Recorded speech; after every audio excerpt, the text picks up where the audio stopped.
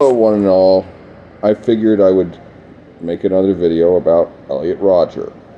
I haven't done this in a long ass time, but would just like to point something out about Elliott Rodger.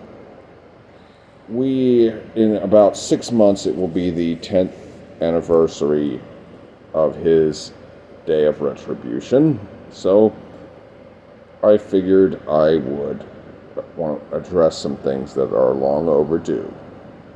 First off, Elliott Rodger, when you think about it, was the ultimate simp.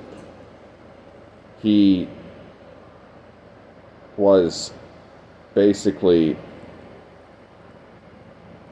subconsciously at women's beck and call.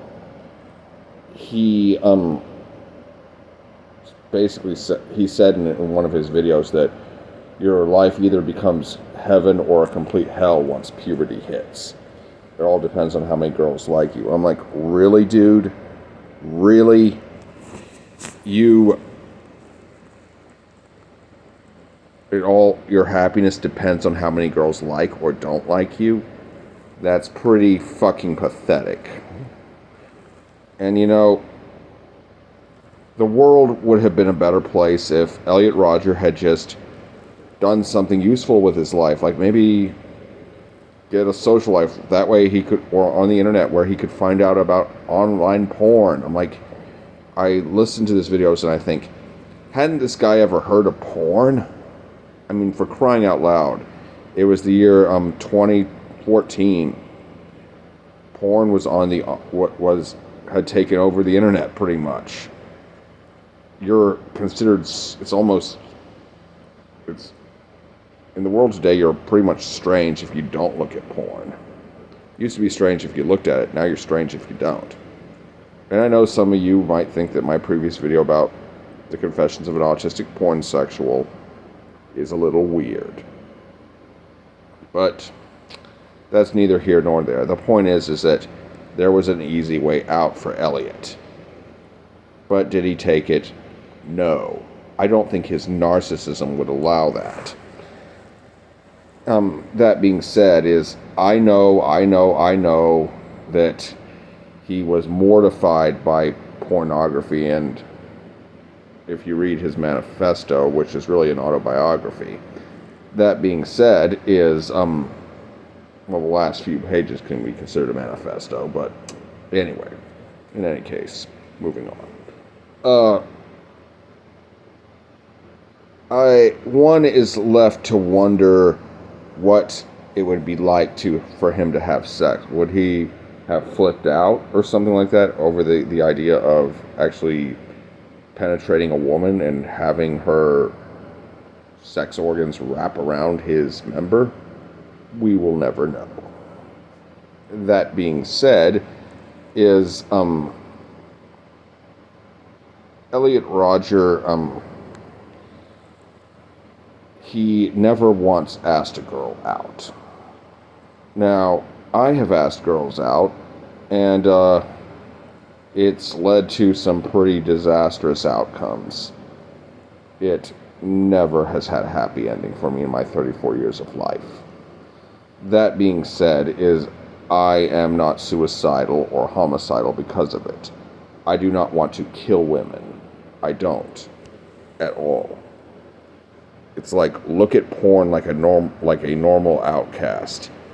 There's an easy way out, And Elliott Rodger was so keen on validation that he went on a money spending spree trying to win the lottery and get a bunch of money so he could attract a gold digger. Interestingly enough, he was unwilling to visit a prostitute because it wasn't a girl who had genuine interest in him. The fact of the matter is that Elliott Rodger was fucked up.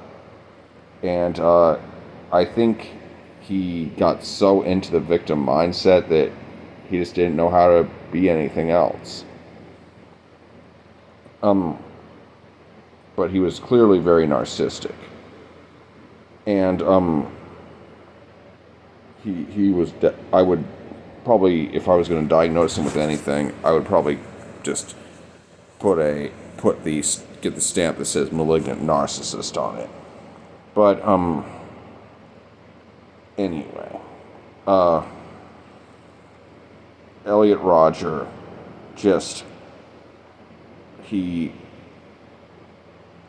cared way too much about what women thought of him, and he's not MGTOW or anything like that.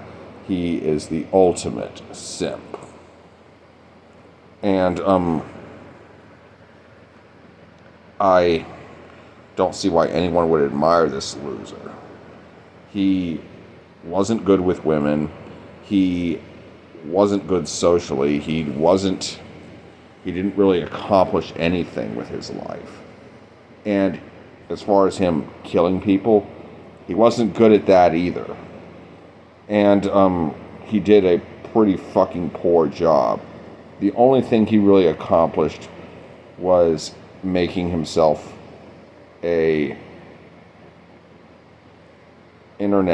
YouTube's most hated celebrity. And, to be honest, it's just, and I go on incel message boards sometimes, and I look at them, and they want to have a beta revolution or something like that, and they're always talking about throwing acid in people's faces.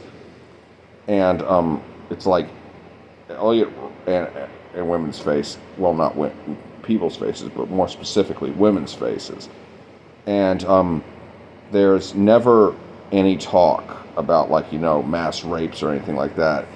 I keep, when I read Elliott Rodger's manifesto, I read the whole fucking thing.